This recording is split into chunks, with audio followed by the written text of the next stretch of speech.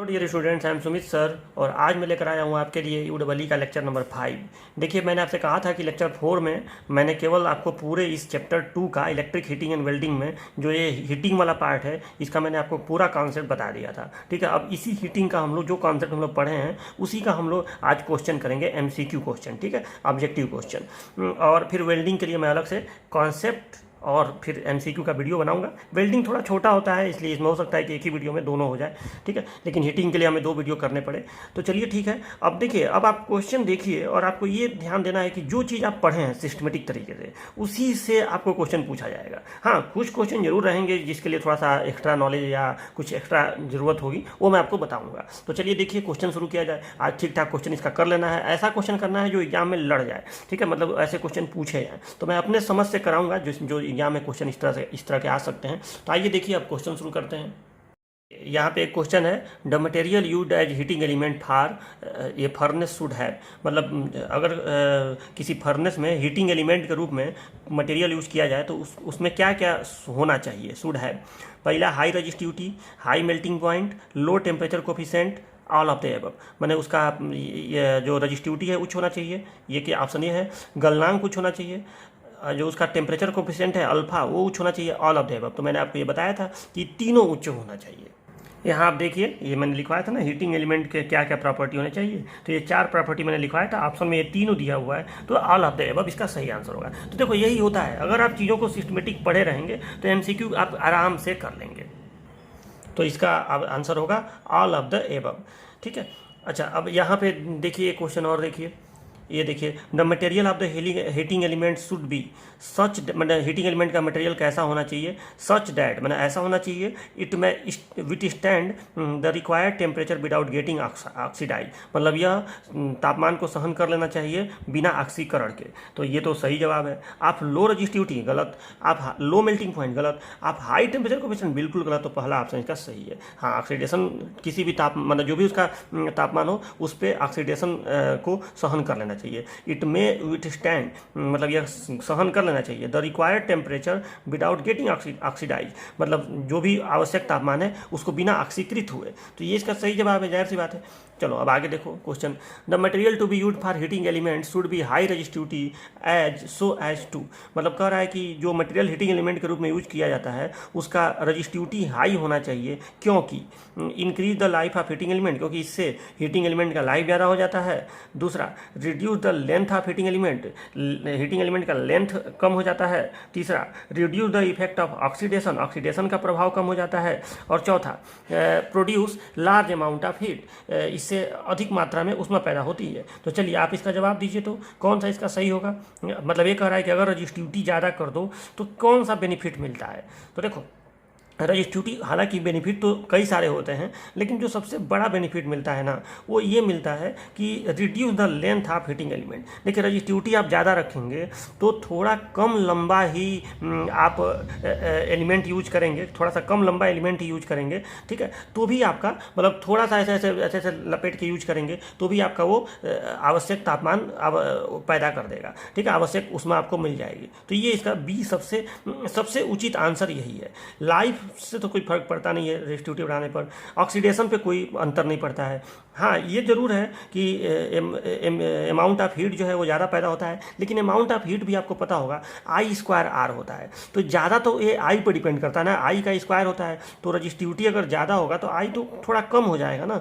तो इसलिए ये भी ऑप्शन उतना उचित नहीं है। सबसे उचित ऑप्शन ये है, क्योंकि आपको पता है कि अगर आप हाई रजिस्टिविटी का पदार्थ यूज करेंगे तो बहुत थोड़ा सा ही फेरा रहेगा उसका, तो ही वो रिक्वायर्ड तापमान पूरा कर लेगा। जो रेजिस्टेंस आपको चाहिए वो मिल जाएगा। ठीक है, जो रेजिस्टेंस आपको चाहिए, अगर कम रेजिस्टेंस का तार यूज कर लेंगे तो बहुत लंबा तार लेंगे तब जाके आपको रिक्वायर्ड रेजिस्टेंस मिलेगा। तो ये इसका बी जो है इसका सबसे सही उत्तर है। चलिए अब आगे देखिए, देखिए अगला question, the material to be use for heating element should be of low temperature coefficient so as to, मतलब हीटिंग एलिमेंट के रूप में जो मटेरियल हम लोग यूज करते हैं उसका प्रतिरोध ताप गुणांक कम होना चाहिए, क्योंकि यह avoid initial rush of current, मतलब यह जो प्रारंभ में बहुत अधिक धारा आती है उसको उसको कम करता है, ठीक है, avoid initial rush of current. दूसरा, avoid change in KW rating with temperature, क्या ये किलोवाट रेटिंग जो है उसको उसके चेंज होने का विरोध करता है, मतलब उसको चेंज नहीं होने देता है। और तीसरा, reduce the effect of oxidation, oxidation के प्रभाव को कम करता है। और चौथा, बोथ A एंड B, क्या ये दोनों सही है? तो देखो कह रहा है कि अल्फा कम होने का फायदा बताओ। तो अल्फा कम होना, आपको पता ही है कि अगर अल्फा कम होगा तो तापमान बढ़ने पर प्रतिरोध चेंज नहीं होगा। अल्फा कम होने का मतलब यही होता है ना कि तापमान अगर अल्फा कम है तो तापमान बढ़ने पर प्रतिरोध पे परिवर्तन नहीं होगा, जितना है उतना रहेगा। तो इससे ये भी फायदा मिलेगा, मतलब इनिशियल रश ऑफ करंट जो है, मान लो हाई रजिस्टेंस, आपको पता ही है कि हीटिंग एलिमेंट का रजिस्टेंस हाई होता है, तो अगर इसका अल्फा लो है तो वो हाई रजिस्टेंस हाई ही रहेगा, तो आपका जो इनिशियल रश ऑफ करंट है, मतलब अचानक जो हाई करंट आता है वो कंट्रोल में रहेगा, वो ऐसा नहीं होगा क्योंकि रजिस्टेंस उसका परिवर्तित नहीं होगा, घटे बढ़ेगा नहीं, तो initial rush of current wide रहेगा। और दूसरा ये भी होगा, ठीक है, क्योंकि आपको पता ही है कि रजिस्टेंस घटने बढ़ने से जो रेटिंग होगा वो भी घट बढ़ जाएगा टेम्परेचर के सापेक्ष, तो जाहिर बात है रेजिस्टेंस चेंज नहीं होगा तो ये रेटिंग सेम रहेगा। तो avoid change in KW rating with temperature, तो ये भी सही जवाब है। तो ए और बी दोनों सही है, यानी इसका सही उत्तर होगा डी। अच्छा यहाँ देखिए, विच of the following heating element will have the least temperature range, ठीक है, इसमें ये कह रहा है कि इसमें से कौन सा हीटिंग एलिमेंट है जो सबसे कम तापमान सहन करता है, ठीक है। तो आप बताइए, यूरेका, सिलिकॉन कार्बन, नाइक्रोम और कंथल, आपको ये इसका जवाब देना है। तो आपको मैंने जो चीज़ लिखवाया था उसमें ये चीज़ मैंने आपको बताया था, इसमें सबसे कम किसका होगा आप बताइए। पूरा मैंने ये बताया था आपको अच्छे से, इसका जवाब तो आप खुद दे सकते हैं। तो यहाँ देखिए मैंने आपको बताया तो था, जैसे मैंने आपको नाइक्रोम का बताया था कि नाइक्रोम जो है इतने तापमान तक चला जाता है, ठीक है। और मैंने यूरेका का आपको टेम्परेचर नहीं बताया था, ठीक है, लेकिन ये याद रखिए कि यूरेका का जो टेम्परेचर होता है ना, देखो जिसमें भी कॉपर, जिसमें भी निकिल के साथ क्रोमियम रहेगा उसका टेम्परेचर हाई होता है। तो इसका भी अगर निकिल के साथ इसमें भी क्रोमियम है तो इसका इतना होता है, इसमें भी निकिल क्रोमियम आयरन है तो इतना होता है।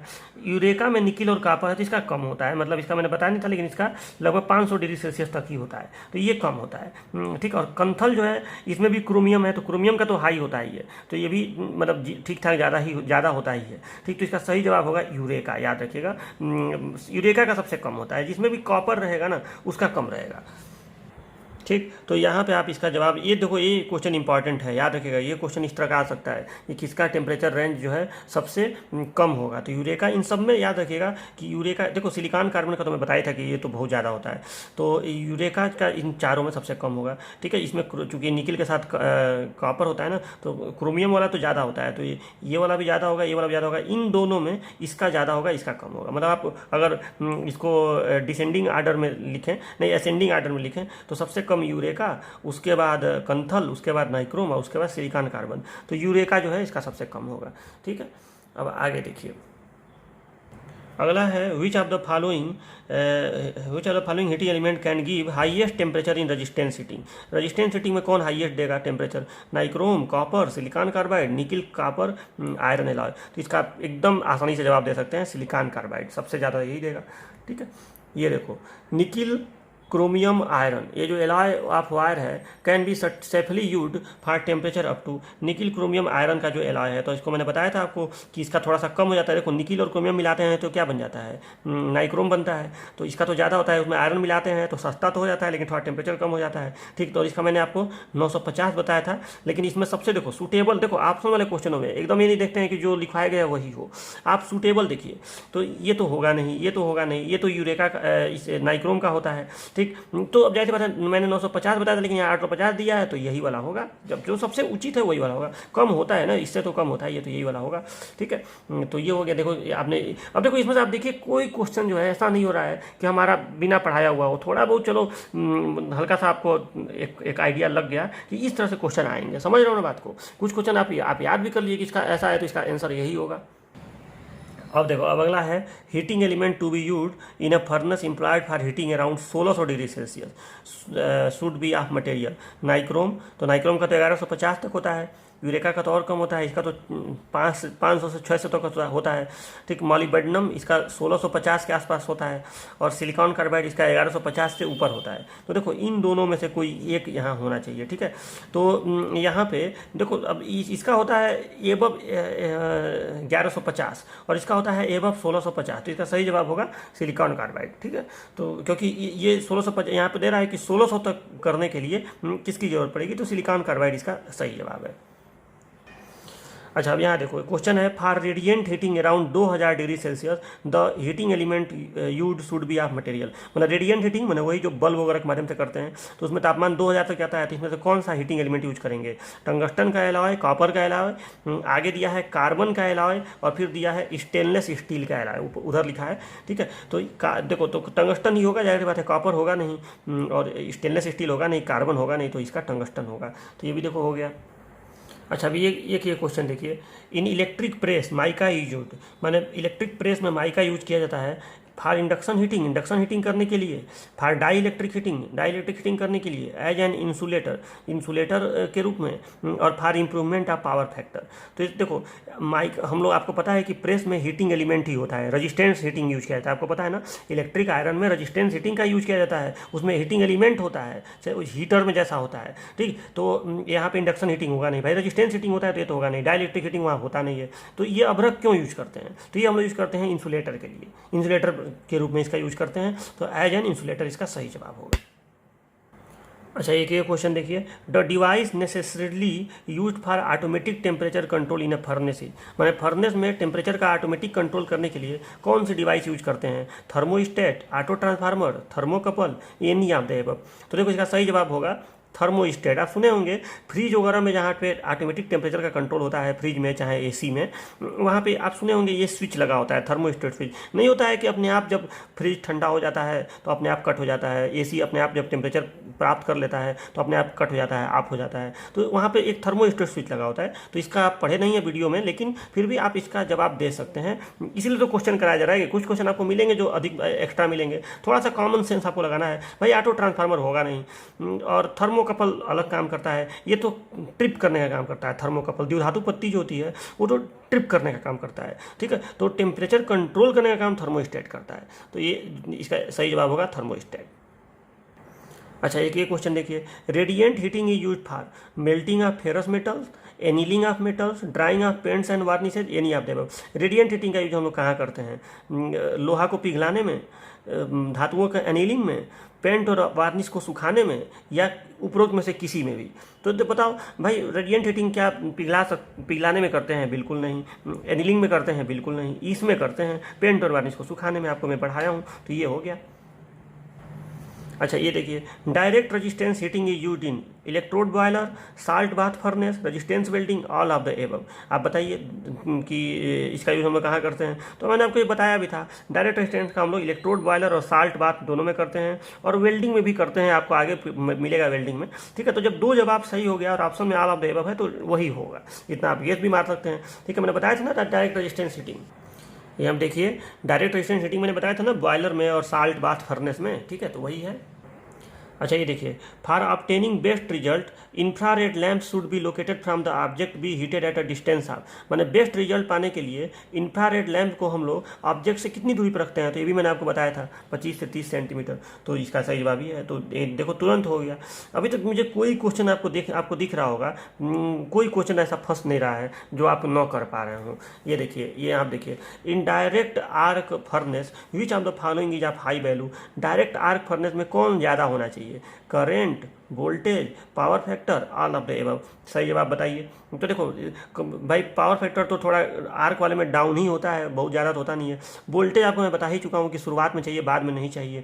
तो यहाँ पे जो चीज़ एकदम चाहिए ही चाहिए वो है करंट। करंट तो चाहिए ही चाहिए हाई, जिसे तो स्टेप डाउन ट्रांसफार्मर लगाते हैं। तो ये इसका सही जवाब है। ठीक है। अच्छा, यहाँ पे देखिए दोस्तों, ये देखिए, the power factor eight which direct arc furnace operate is, मैंने डायरेक्ट आर्क फर्नेस में पावर फैक्टर कितना होता है? लो में और लैगिंग में, लो में और लीडिंग में यूनिटी होता है, हाई में लीडिंग होता है। तो देखो कभी भी आर्क फर्नेस में परफेक्टर भाई लैगिंग ही होगा, यूनिटी तो होगा नहीं, तो रेजिस्टेंस में ही हो सकता है यूनिटी। तो ये दोनों तो लीडिंग है तो ये तो गलत है, ये भी होगा नहीं, तो कौन सा होगा? लैगिंग होगा, और लो होता ही है, जाहिर सी बात है। आर्क वाले में परफेक्टर डाउन हो जाता है, तो ये लो और लैगिंग होगा। एकदम आसान जवाब है इसका, ठीक है।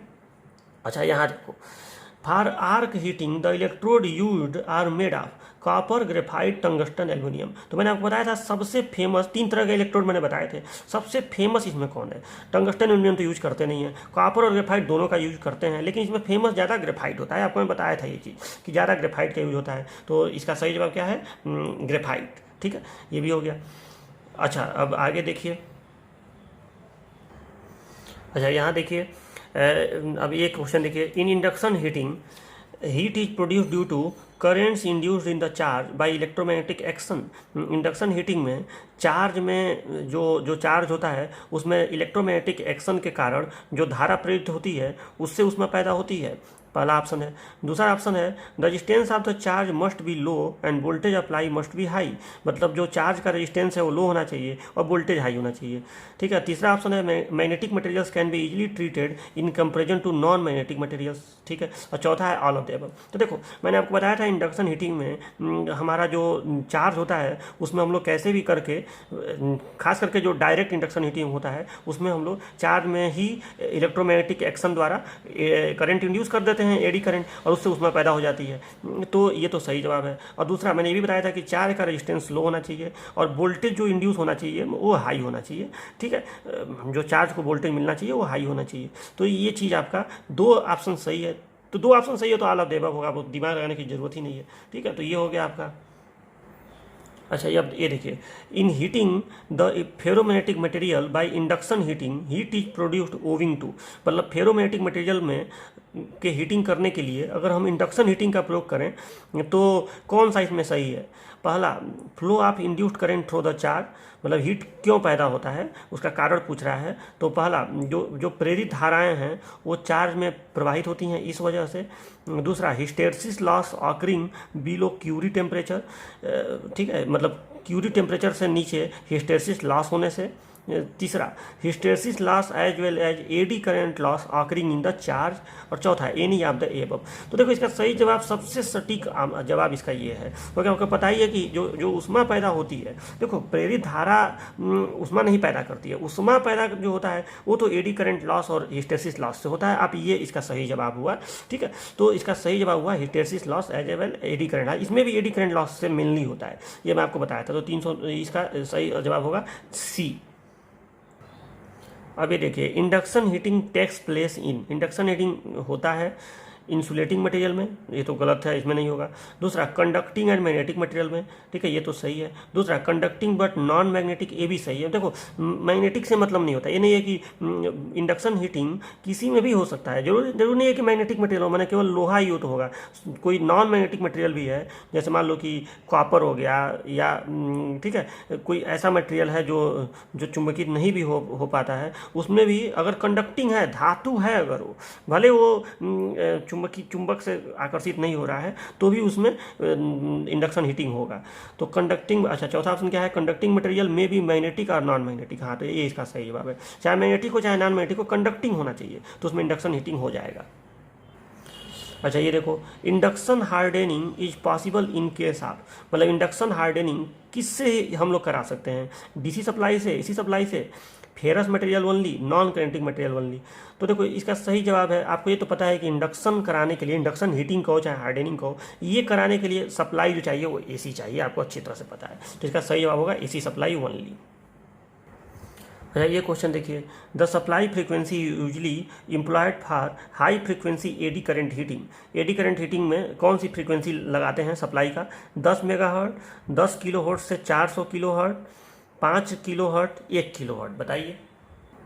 तो आप यहाँ पे देखिए, मैंने बताया था एडी करंट में 10 किलोहर्ट्ज है, यहाँ पे थोड़ा सा छूट गया था, 10 किलोहर्ट्ज से 400 किलोहर्ट्ज, ये आपको मैं बताया था।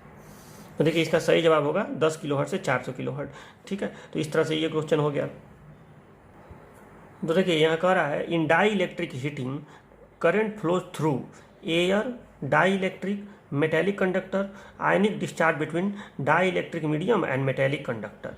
तो देखिए सबसे पहली बात तो यह है कि डाई इलेक्ट्रिक हीटिंग मतलब कैपेसिटर के रूप में जो होता है, तो आपको एक चीज़ पता होगा, एक सेकेंड, देखिए कैपेसिटर में आपको एक चीज़ पता होगा कि यहाँ पे ये दो प्लेटें होती हैं और बीच में डाई इलेक्ट्रिक होता है, एक प्लेट प्लस एक प्लेट माइनस होती है, ठीक है। तो जब इसको हम लोग सप्लाई देते हैं, मतलब वही शुरुआत में प्लस माइनस नहीं है, लेकिन जब इसको हम लोग सप्लाई देते हैं, मान लो ऐसी सप्लाई दी है, तो यहाँ पे एक इलेक्ट्रिक हीटिंग का मतलब क्या हुआ, जो कैपेसिटर में होता है, तो मान लो कि ये कैपेसिटर की दो प्लेटें हैं और इसको हम लोग एसी सप्लाई से जोड़े, तो देखो करंट जो है ना इसमें अंदर नहीं फ्लो होता है, ये तो कुचालक है, डाइलेक्ट्रिक मतलब कुचालक, करंट केवल इतने ही दूर में फ्लो होता है, ठीक है। यहाँ से ऐसे आवेश, मतलब यहाँ से ऐसे करंट जाता है, ठीक, यहाँ से ऐसे करंट जाता है और यहाँ से करंट ऐसे निकलता है, ऐसे कैपेसिटर चार्ज होता है, जिधर से करंट जाएगा वहाँ पे प्लस आ जाएगा, जहाँ से निकलेगा उस प्लेट पे माइनस आ जाएगा। तो ऐसे करंट फ्लो होता है चार्जिंग के दौरान, ठीक, और ऐसे प्लेट फ्लो होता है डिस्चार्जिंग के दौरान, ऐसे ऐसे, ठीक, और फिर इधर से चार्ज होगा तो फिर इधर से ऐसे करंट फ्लो होगा, और फिर इधर से डिस्चार्ज होगा तो फिर ऐसे करंट फ्लो होगा। तो करंट केवल इन कंडक्टर्स में ही फ्लो होता है, अंदर नहीं फ्लो होता है। लेकिन ये बार बार चार्ज डिस्चार्ज होने से जो ये डाई इलेक्ट्रिक है ना, इसके जो मालिक्यूल्स होते हैं उनका जो पोलराइजेशन है वो चेंज होता है। मतलब ये मालिक्यूल जो है, मान लो ऐसे सबका पोलराइजेशन ऐसे है प्लस माइनस, तो ये बार बार चेंज होगा, या ऐसे माइनस प्लस फिर ऐसे माइनस प्लस ऐसे होता रहेगा। तो इसके चेंज होने से, जैसे हिस्टेरेसिस लॉस में होता है चुंबक का डोमेन चेंज होने से, वही चीज़ इसमें भी होता है। तो इस घटना से ये गर्म हो जाता है, इसमें हीट पैदा होता है, ठीक। लेकिन करंट फ्लो केवल मेटेलिक कंडक्टर्स में ही होता है, इसमें डाई इलेक्ट्रिक में नहीं होता है, याद रखिएगा। तो इसका सही जवाब होगा मेटेलिक कंडक्टर्स, ये सी इसका सही जवाब होगा, ठीक है। देखिए यहाँ पे कह रहा है the main advantage of dielectric heating. Dielectric heating का सबसे मुख्य एडवांटेज क्या है? It can be use for drying of explosive, ना ये तो नहीं होगा, विस्फोटकों का को सुखाने के लिए नहीं। Heating occurs in the material itself, हाँ ये होगा, मटेरियल में ही हीटिंग होता है। सी क्या है? Heating occurs due to high frequency, हाँ ये भी है, ये भी तो सही जवाब है। लेकिन ये एडवांटेज नहीं हुआ ना, एडवांटेज कहाँ हुआ? फ्रिक्वेंसी को ज़्यादा करके आप हीटिंग ले रहे हैं तो भाई उसके लिए अलग से आपको सर्किट रखना पड़ेगा, साइक्लो कन्वर्टर वगैरह लगाना पड़ेगा, तो ये एडवांटेज नहीं हुआ। तो एडवांटेज तो यही हुआ, नॉन ऑफ द अबव, तो ये एडवांटेज है कि मटेरियल में ही हीटिंग हो जाती है। तो ये इसका बी सही जवाब होगा। ये देखो यहाँ पे लिखा है dot dot dot is not an application of dielectric heating. इसमें से कौन सा डाई इलेक्ट्रिक हीटिंग का एप्लीकेशन नहीं है? तो देखो फूड प्रोसेसिंग ये तो है, सोल्डरिंग, और फिर है ग्लूइंग ऑफ वुड, मतलब लकड़ी को सुखाना, ठीक है। तो ये लकड़ी को चिपकाना एक तरह से, मतलब जो बीच में जो गोंद लगा के और गोंद को सुखाएंगे तो लकड़ी चिपक जाएगा, ठीक है। तो ये भी है, लग तो कभी भी कुचालक वाला तो होता ही है, तो ये भी सही जवाब है। और डायथर्मी जानते हो क्या होता है? ये हड्डी वगैरह जो होता है ना, जैसे कई जगह कई बार मतलब ये मेडिकल से रिलेटेड होता है, हड्डियों वगैरह को सुखाने की प्रक्रिया ये कहलाती है। तो देखो इसका सही जवाब होगा ये, सोल्डरिंग में इसका यूज हम लोग नहीं करते हैं, ठीक है, मतलब इसका सोल्डरिंग में डाइलेक्ट्रिक का यूज नहीं करते, जिसका ये जवाब होगा, ठीक है। तो इस तरह से आप देख लिए। देखिए एक क्वेश्चन देखिए, the highest value of thermal conductivity is far, किसका थर्मल कंडक्टिविटी सबसे ज़्यादा होता है, मतलब किसमें सबसे आसानी से ऊष्मा प्रवाहित होती है? Aluminium, brass, copper, iron. तो देखिए इसमें सबसे सही जवाब होगा कॉपर। देखो कॉपर का उष्मा चालकता गुणांक जो है सबसे ज़्यादा होता है, ठीक है। तो इसमें सबसे आसानी से धारा प्रवाहित होती है, मतलब उष्मा प्रवाहित होती है। बिजली की धारा भी इसमें सबसे, इन चारों में सबसे अच्छा यही होता है, और उष्मा के लिए भी सबसे अच्छा चालक यही होता है, ठीक है। विद्युत का भी यही होता है, मतलब इन चारों में, वैसे तो चांदी होता है लेकिन इन चारों में सबसे अच्छा यही होता है, ठीक है। तो ये हो गया। अच्छा ये देखो, ये देखो the highest value of thermal conductivity is far, इसमें से उष्मा चालकता सबसे ज़्यादा किसका होता है? इन चारों में, भाप का, पानी का, पिघलते हुए बर्फ का, ठोस बर्फ का। तो देखो सबसे ज़्यादा इसमें होता है ठोस बर्फ का, ये तो रट लीजिए इस बात को, ठोस बर्फ का सबसे ज़्यादा होता है, ठीक है। अब ये तो मतलब फिजिक्स का टॉपिक है, लेकिन ये इस चैप्टर में ये भी सब चीज़ें आ जाती हैं, तो याद रखिएगा इसको भी। अच्छा एक क्वेश्चन ये देख लीजिए, radiations from black body are proportional to, किसी कृष्णिका, ब्लैक बॉडी माने आदर्श कृष्णिका जो होता है, उससे जो रेडिएशन निकलता है वो किसके समानुपाती होता है? तो ये जो कैपिटल टी होता है इसको एब्सोल्यूट टेम्परेचर, परम तापमान कहते हैं। तो आप लोग ये पढ़े होंगे फिजिक्स में कि परम तापमान के चौथे घात मैंने फोर्स पावर के समानुपाती होता है। इसको स्टीफन्स लॉ बोलते हैं। तो जो रेडिएशन निकलता है ब्लैक बॉडी से वो T⁴ के समानुपाती होगा। तो ये याद रखिएगा। ये सब कुछ अलग हट के क्वेश्चन है जो इसी इलेक्ट्रिक हीटिंग से ही आ जाते हैं, इसलिए मैं ये सब करा रहा हूँ। ठीक है, तो हो गया बस। एक ये भी देख लीजिए, a body reflecting entire radiations incidenting on it is called. अगर किसी बॉडी से बॉडी पर जितना रेडिएशन गिर रहा है सब का सब अगर रिफ्लेक्ट हो जाए तो उसको उस बॉडी को क्या कहेंगे? तो व्हाइट बॉडी ऐसा करता है, सफ़ेद जो वस्तु होता है तो वही ऐसा काम करता है। तो ये हो गया आपका। देखिए एक ये क्वेश्चन भी देख लीजिए, heat is transferred simultaneously bye conduction, convection and radiation. ठीक है, मतलब इन तीनों विधियों द्वारा एक साथ ऊष्मा का ट्रांसफर किस प्रक्रिया में होता है? बॉयलर भट्ठी के अंदर, ड्यूरिंग मेल्टिंग ऑफ आइस, बर्फ के पिघलते समय, और तीसरा क्या है? Through the surface of insulated pipe carrying system, मतलब किसी जो कुचालक पाइप होता है उसमें भाप के प्रवाहित होते समय उसके सतह से। ठीक है, और चौथा ऑप्शन इसका क्या है? चौथा ऑप्शन इधर दिया है क्या? चौथा ऑप्शन, इसमें 3 ही ऑप्शन है। ठीक है, तो चलिए ठीक है, इसमें 3 ही ऑप्शन है तो इसका सही जवाब होगा आपका ए। ठीक है, बॉयलर भट्ठी के अंदर तीनों प्रकार से होता है। ठीक है, जाहिर सी बात है बॉयलर भट्ठी के अंदर ही होगा। ठीक है, तो ये इसका सही जवाब है ए। पिघलते हुए बर्फ के समय केवल जो ऊष्मा का ट्रांसफर है वो केवल चालन विधि द्वारा होता है, और इंसुलेटेड पाइप के अंदर भी केवल यहाँ पे चूंकि कुचालक पाइप है तो वहाँ से रेडिएशन तो होगा नहीं, तो ये बॉयलर भट्ठी ही होगा इसका। ठीक है, तो इसका सही जवाब होगा ए। देखिए अगला क्वेश्चन है, temperature inside a furnace is usually measured by, मतलब किसी फर्नेस के अंदर तापमान किससे नापा जाता है? ठीक है, तो इसका है mercury thermometer, optical pyrometer, alcohol thermometer, any option is correct. तो देखिए जनरली जो फर्नेस में हम लोग जो टेम्परेचर नापते हैं वो ऑप्टिकल पायरोमीटर से हम लोग नापते हैं। ठीक है, ये एक इंस्ट्रूमेंट होता है, तो अभी फिलहाल इसका डिटेल नहीं बताएंगे, लेकिन इसको आप लोग याद रखिएगा। जनरली इसी का यूज हम लोग करते हैं। मरकरी थर्मामीटर का यूज हम लोग जनरली मेडिकल इंस्ट्रूमेंट के रूप में करते हैं। ठीक है, और एल्कोहल थर्मामीटर का भी यूज मेडिकल वाले में ही करते हैं ज़्यादातर। ऑप्टिकल पायरोमीटर का यूज हम लोग करते हैं फर्नेस के लिए। ठीक है, तो ये इसका सही जवाब होगा। अब आगे एक क्वेश्चन और देख लीजिए, ये देखिए ये क्वेश्चन है, direct resistance heating is used in. ठीक है, डायरेक्ट रेजिस्टेंस हीटिंग का यूज हम लोग किसमें करते हैं? इलेक्ट्रोड बॉयलर में, सैंड बाथ में, रेजिस्टेंस वेल्डिंग में, ऑल ऑप्शन आर करेक्ट। तो देखिए डायरेक्ट रेजिस्टेंस हीटिंग का यूज आपको बताइए कि इसमें भी करते हैं, इसमें भी करते हैं, तो इसका चारों ऑप्शन सही होगा। ठीक है, देखिए एक क्वेश्चन देखिए, it is desirable to operate the arc furnace at a power factor of. Arc furnace को किस शक्ति गुणक पर चलाना सही होता है? 0 पे तो चलाया नहीं जाता है, 1 हो ही नहीं सकता है, लीडिंग होता नहीं है, तो ये सबसे सही माना जाता है। लैगिंग में इतना 0.707। ठीक है, ये अच्छा माना जाता है। देखिए एक ये क्वेश्चन देखिए, कोरलेस इंडक्शन फर्नेस में उच्च आवृत्ति का उपयोग उच्च मान का क्या प्राप्त करने के लिए किया जाता है? अधिक फ्लक्स घनत्व, अधिक फील्ड तीव्रता, अधिक पारगम्यता, अधिक भंवरधारा हानि। तो देखो कभी भी इंडक्शन फर्नेस हो तो उसमें हम लोग हाई फ्रिक्वेंसी का यूज इसी के लिए करते हैं, एडी करंट लॉस को ज़्यादा प्राप्त करने के लिए, इसी से हीटिंग होता है। तो इसका सही जवाब होगा डी। ये आपको मैं पढ़ाया भी हूँ। तो देखिए डियर स्टूडेंट्स, हमारा ये जो वीडियो लेक्चर है ये कंप्लीट हुआ। इतने क्वेश्चन मैंने प्रैक्टिस करा दिया, इसको एक बार रिपीट रखिएगा। मेरे समझ से अब पता नहीं कितना मैं कराया हूँ, भरसक 30 से 40 क्वेश्चन होंगे जितना भी कराया हूँ। मेरे हिसाब से इतने क्वेश्चन जो हैं इंपॉर्टेंट हैं, आप इतना तैयार रखिएगा। बाकी कोई क्वेश्चन भी अगर आता है तो आप अगर पढ़े रहें अंदर की चीज़ें, लेक्चर नंबर जो 4 में पढ़े थे उससे आप कर ले जाएंगे। तो बस ये प्रैक्टिस मैंने आपको करा दिया। अब मैं नेक्स्ट लेक्चर में वेल्डिंग का कॉन्सेप्ट और MCQ लेके आऊँगा। तो मिलते हैं नेक्स्ट लेक्चर में, तब तक अपना ख्याल रखिए। Bye bye, take care.